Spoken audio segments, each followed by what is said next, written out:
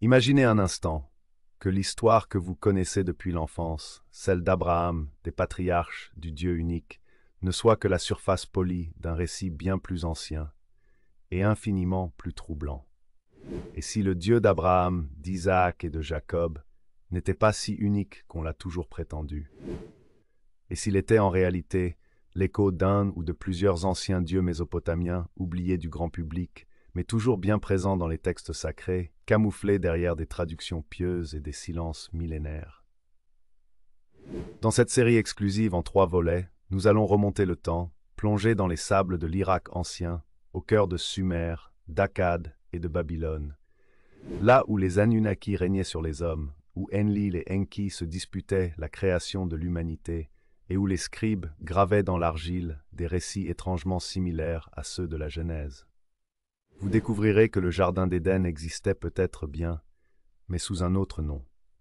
Que Noé, ce patriarche sauvé du déluge, avait un jumeau littéraire nommé Ziusudra ou Utanapishtim. Que Yahweh lui-même pourrait être une figure composite, née d'un syncrétisme ancien, un dieu parmi d'autres, qui aurait simplement gagné la guerre des cultes. Ce que vous vous apprêtez à entendre va ébranler les certitudes, réveiller les questions interdites, et surtout, vous plonger dans un mystère fascinant. Les dieux de la Bible sont-ils les dieux sumériens que l'histoire a tenté d'effacer? Préparez-vous à remettre en question tout ce que vous croyez savoir. Avant les lettres sacrées, avant les rouleaux de la Torah, les évangiles ou les hadiths, l'humanité écrivait déjà. Mais elle n'écrivait pas sur du papier. Elle écrivait sur de l'argile.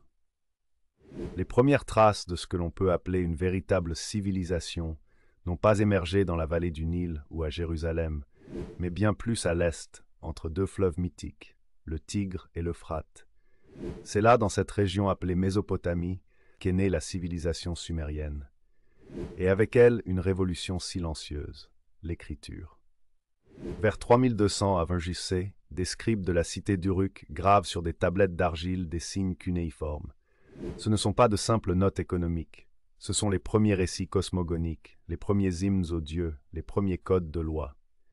Et dans ces lignes d'argile, des noms reviennent souvent, des entités puissantes, vénérées, redoutées. An, Enlil, Enki, Ninursag, Inanna, Utu, Nana et d'autres. Ce sont les Anunnaki, les descendants d'An, les dieux principaux du panthéon sumérien. Mais alors, comment des dieux païens d'une civilisation oubliée depuis des millénaires pourraient-ils avoir un lien avec Yahweh, le Dieu d'Abraham? C'est là que commence le mystère. La tradition judéo-chrétienne situe les origines d'Abraham à Ur des Chaldéens, une ville mésopotamienne aujourd'hui identifiée avec Ur, dans le sud de l'actuel Irak. La Bible elle-même, dans le livre de la Genèse, nous dit « Térak prit Abram son fils, et Lot, fils de Haran, son petit-fils, et Sarai, sa belle-fille, femme d'Abram, son fils, et ils sortirent ensemble d'Ur des Chaldéens pour aller au pays de Canaan. » Ce n'est pas un détail anodin. Ur n'est pas un village quelconque. C'est l'un des plus grands centres religieux de la Mésopotamie antique. C'est là que l'on adorait Nana, le dieu de la lune, dont le ziggurat gigantesque dominait l'horizon. Ce temple est encore visible aujourd'hui, près de Nasiriyah, en Irak. Abraham est donc né dans une culture polythéiste, imprégnée de rites sumériens et akkadiens. Mais alors, comment expliquer que cet homme, éduqué dans une ville où l'on vénérait des dizaines de dieux, ait un jour entendu la voix d'un Dieu unique? Ou, la vraie question est-elle, le Dieu d'Abraham était-il vraiment unique dès le début? L'un des indices les plus troublants se trouve dans la Bible elle-même. Dans le texte hébreu original, le mot utilisé pour désigner Dieu dans la Genèse est Elohim, une forme plurielle du mot El, Dieu. Bereshit bara Elohim et Hashamaim vea Haaretz. Au commencement, les Elohim créèrent le ciel et la terre. Pourquoi une forme plurielle? Les théologiens traditionnels ont tenté de l'expliquer par une pluralité de majesté. Mais d'autres chercheurs, plus critiques, pensent qu'il s'agit d'un vestige polythéiste, une trace d'un temps où plusieurs dieux régnaient sur le monde. Et cela ne s'arrête pas là. Dans Genèse 1:26, Dieu dit « Faisons l'homme à notre image selon notre ressemblance ». Pourquoi ce « faisons » ? À qui Dieu parle-t-il? Qui est ce « nous » ? Les Sumériens, eux, ont leur propre version de la création de l'homme. Dans l'épopée d'Atrahasis, un texte bien antérieur à la Genèse, les dieux créent l'humanité pour alléger leur fardeau. Enki et Ninursag façonnent l'homme à partir d'argile et du sang d'un dieu sacrifié, Kingu. Des fragments retrouvés à Ninive et à Nippur montrent que ces récits étaient largement diffusés dans tout le croissant fertile. Et plusieurs éléments font écho aux récits bibliques. L'homme fait d'argile, le jardin originel, l'arbre interdit, le serpent, tous présents sous une autre forme. Dans le panthéon sumérien, deux figures dominent la scène divine, Enlil et Enki. Enlil, dieu du vent, est autoritaire, législateur, parfois destructeur. Enki, dieu des eaux et de la sagesse, est rusé, bienveillant envers les humains. Ce dualisme n'est pas sans rappeler les tensions dans l'Ancien Testament, entre un Dieu parfois miséricordieux et parfois colérique, capable d'exterminer des peuples entiers. Enlil, dans l'épopée du déluge, est le Dieu qui décide de détruire l'humanité par les eaux. Enki, lui, avertit secrètement l'homme choisi, Ziusudra ou Atrahasis, et lui conseille de construire une arche pour survivre. Est-ce une coïncidence si Noé reçoit lui aussi un message divin pour bâtir une arche? Il y a là une correspondance troublante. Et si Yahweh, le Dieu de l'Ancien Testament, avait hérité de caractéristiques d'Enlil, le Dieu du jugement, tout en conservant des traits d'Enki, le Dieu du salut et de la sagesse. Ce Dieu jaloux, comme il se définit lui-même dans l'Exode, semble être une synthèse de plusieurs divinités anciennes, concentrées dans une seule figure. Le mot Anunnaki signifie littéralement « ceux qui sont descendus du ciel ». Dans la mythologie sumérienne, ce sont les enfants d'An, le dieu céleste, et de Ki, la déesse de la terre. Ils résident dans les cieux, mais interviennent souvent dans les affaires humaines. Leur rôle est ambigu, parfois bienveillant, parfois destructeur. Certains textes akkadiens les décrivent comme des juges des enfers, d'autres comme les architectes du monde. Ils descendent sur terre, ils transmettent des connaissances, ils bâtissent des cités. Cela ne vous rappelle rien? Dans le livre d'Enoch, un texte apocryphe ancien attribué à l'arrière-grand-père de Noé, on trouve une histoire parallèle. Les veilleurs descendirent sur la terre, prirent pour épouses les filles des hommes et leur transmirent les secrets du ciel. Ces veilleurs, appelés aussi Grigori, sont punis pour avoir transgressé les ordres divins. Ils sont liés aux fameux Néphilim, les géants de la Genèse. Et si les Anunnaki n'étaient rien d'autre que les ancêtres des Néphilim, des divinités antiques réécrites plus tard sous une forme démonisée, la frontière entre mythe et théologie devient floue. Autre point de convergence étonnant, les temples mésopotamiens. Les ziggourats, ces immenses pyramides à degrés, étaient vues comme des ladders vers les cieux. Elles n'étaient pas seulement symboliques, elles étaient censées relier le ciel et la terre. La plus célèbre d'entre elles, à Babylone, a donné naissance au mythe de la tour de Babel. Allons, bâtissons une ville et une tour dont le sommet touche le ciel. Genèse 11.4. Mais que dit le texte hébreu? Que craignait Dieu exactement? Il dit « Rien ne les empêchera désormais de faire tout ce qu'ils ont projeté. » Une peur divine? Une rivalité? Yahweh n'empêche pas seulement la construction. Il confond les langues, disperse les peuples. Ce n'est pas un simple caprice, c'est un acte de reconfiguration du monde. Pourquoi un Dieu tout-puissant se sentirait-il menacé par un édifice humain? Certains chercheurs pensent que ce récit est un écho du conflit ancien entre les dieux et les hommes, présent dans de nombreuses cosmogonies, y compris celle de Sumer. Enfin, il faut envisager une perspective politique. Et si le monothéisme n'était pas simplement une révélation spirituelle, mais aussi une stratégie religieuse et géopolitique? Dans un monde où chaque cité a ses dieux, son temple, ses prêtres, il est difficile d'unifier un peuple.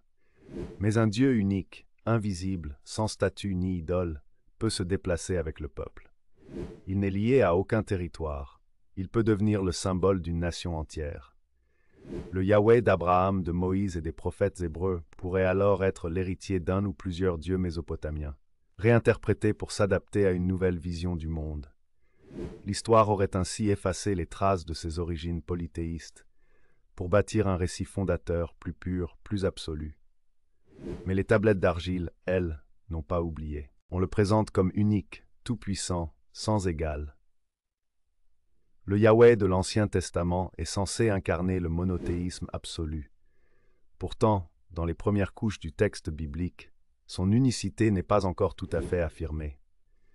Prenons un instant pour examiner ces passages que l'on préfère souvent ignorer. Car Yahweh, votre Dieu, est le Dieu des dieux et le Seigneur des seigneurs. Qui est comme toi parmi les dieux, ô Yahweh? Exode 15, 11.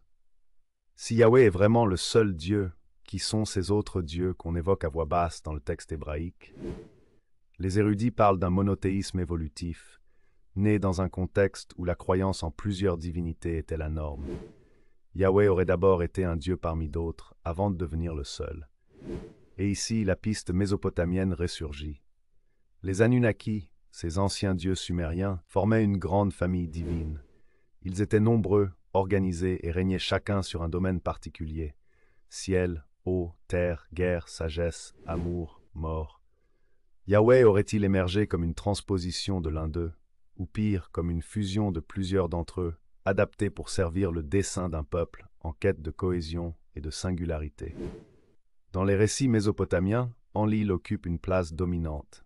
Il est le seigneur des vents, le maître de l'autorité divine, celui qui décide du sort de l'humanité.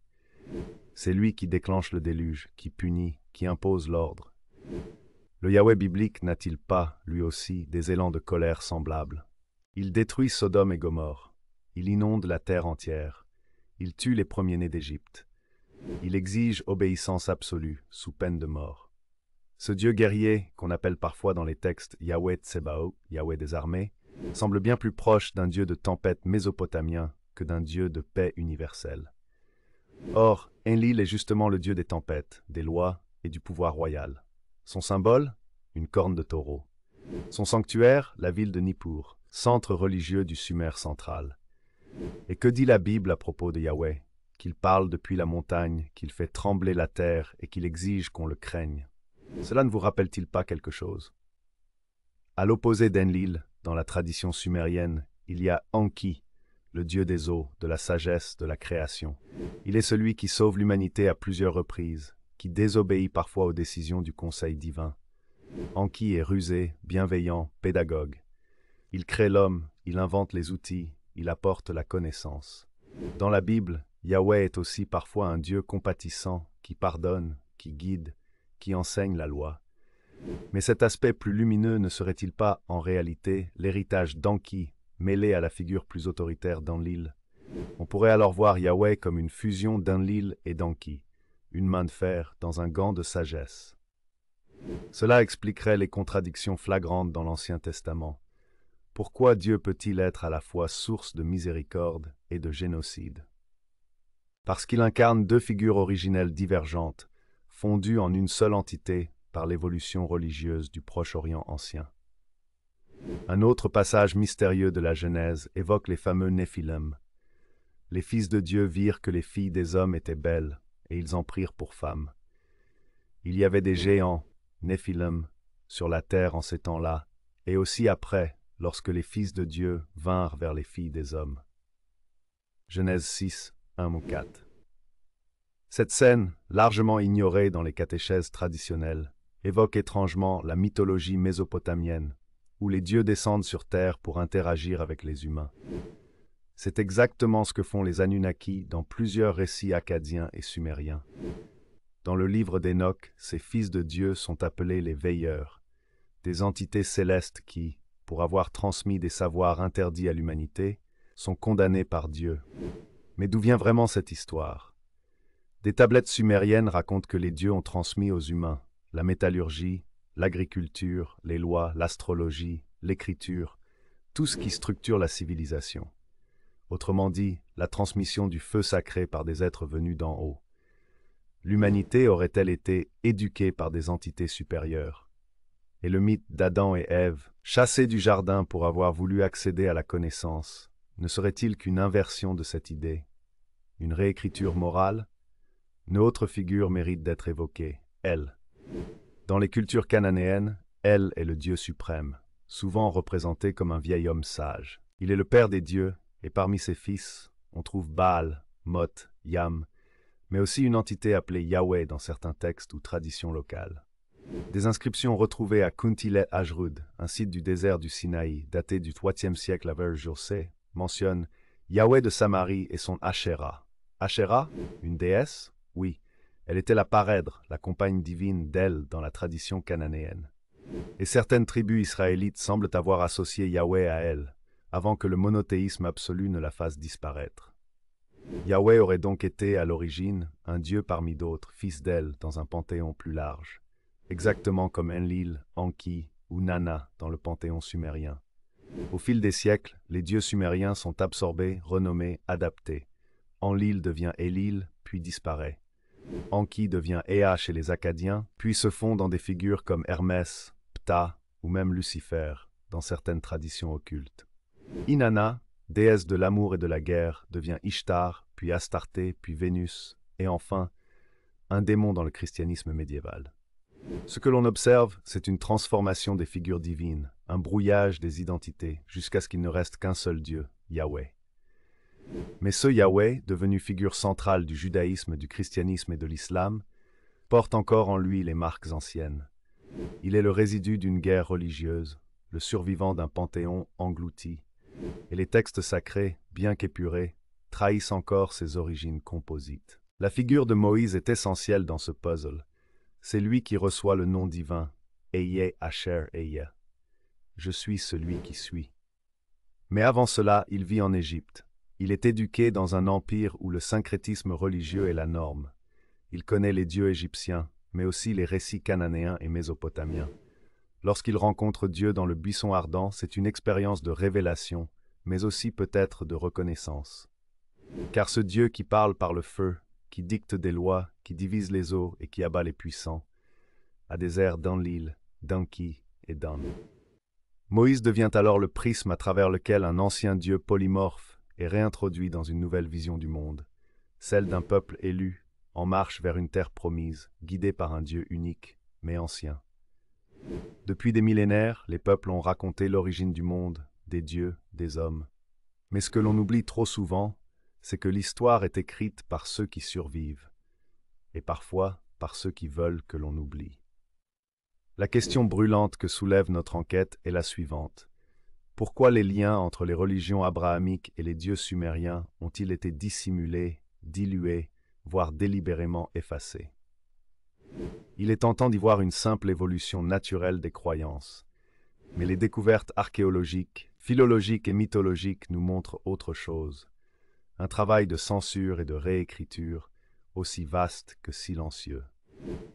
Lorsqu'on regarde l'histoire de près, on s'aperçoit que le monothéisme n'est pas seulement une foi, c'est aussi une stratégie politique. À l'époque où les Hébreux cherchent à se distinguer des empires qui les entourent, Égypte, Babylone, Assyrie, un Dieu unique offre un avantage énorme. Il rassemble les tribus disparates sous une seule bannière. Il justifie une autorité centrale. Il sacralise l'identité nationale.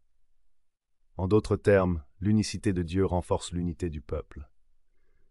Mais pour que cette opération réussisse, il faut effacer les origines païennes, faire taire les anciens récits et réécrire l'histoire du divin.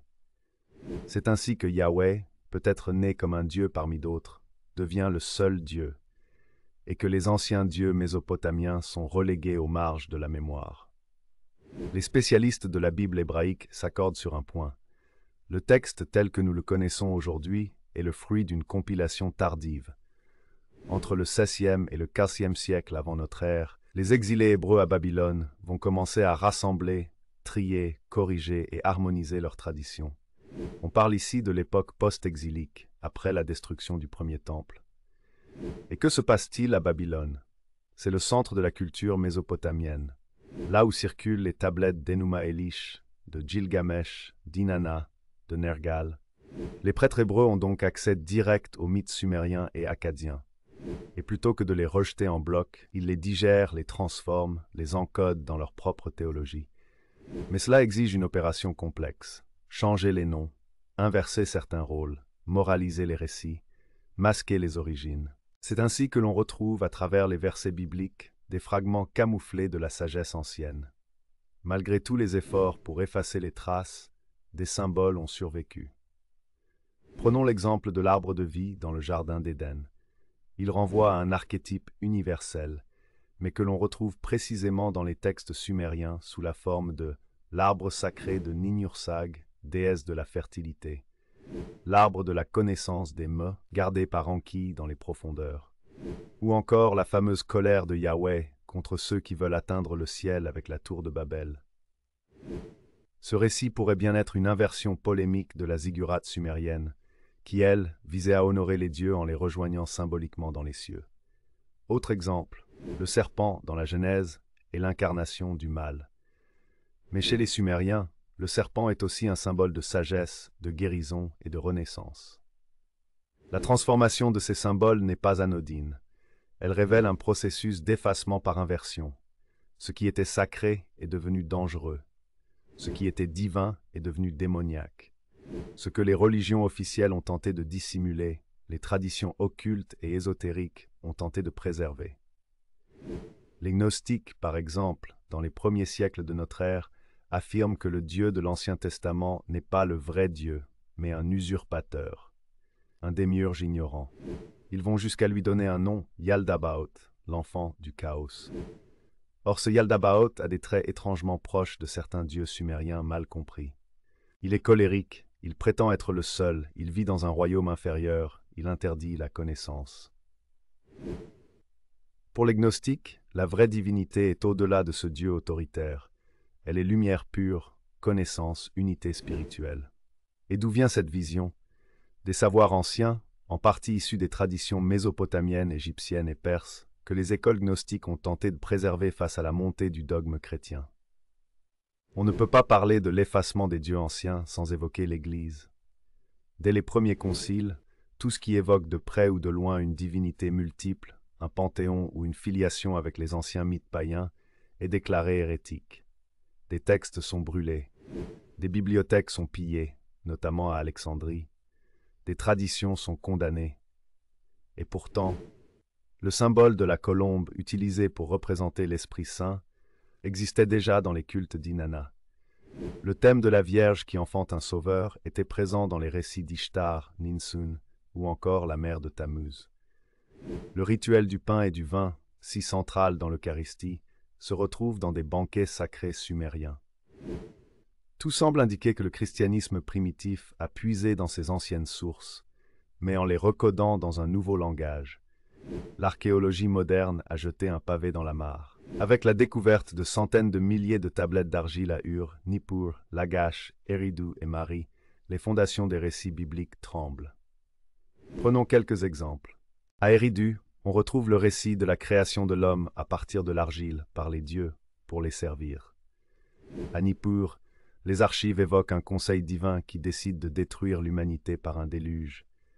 Mais un Dieu clément sauve un homme en lui construisant une arche. À Mari, des inscriptions parlent de fils de Dieu unissant leur sang à des femmes humaines. Tous ces récits sont antérieurs à la Bible, et pourtant on y retrouve les mêmes motifs, les mêmes structures narratives, les mêmes figures. Si Yahweh est, en partie, le produit d'un héritage sumérien, alors la Bible n'est pas une révélation tombée du ciel, mais une construction progressive, enracinée dans des mythes plus anciens. Les figures divines ne sont pas si uniques, mais des reflets recomposés d'un panthéon oublié. Le monothéisme absolu est peut-être un choix idéologique, plus qu'une vérité transcendante.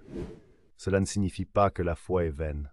Au contraire, cela signifie que la quête de sens, la recherche de Dieu, l'expérience du divin sont des chemins évolutifs, humanisés, réécrits sans cesse. Et cela rend cette aventure spirituelle encore plus fascinante. Aujourd'hui, la science, l'archéologie et l'histoire nous permettent d'ouvrir les yeux. Peut-être qu'il est temps de ne plus voir Yahweh, Allah, Jésus ou Elohim comme des entités totalement isolées les unes des autres. Peut-être qu'ils sont des échos d'un même souffle originel, des visages différents d'un même mystère, des réfractions culturelles d'une lumière primordiale. Et si les Anunnaki n'étaient pas seulement des dieux oubliés, mais les premiers témoins d'un contact entre l'homme et le sacré, des passeurs entre les mondes, que l'humanité aurait ensuite habillés de mots, de lois, de temples et de tabous. Et voilà, nous arrivons au terme de cette longue et fascinante traversée à travers le temps, les mythes et les origines oubliées de nos croyances.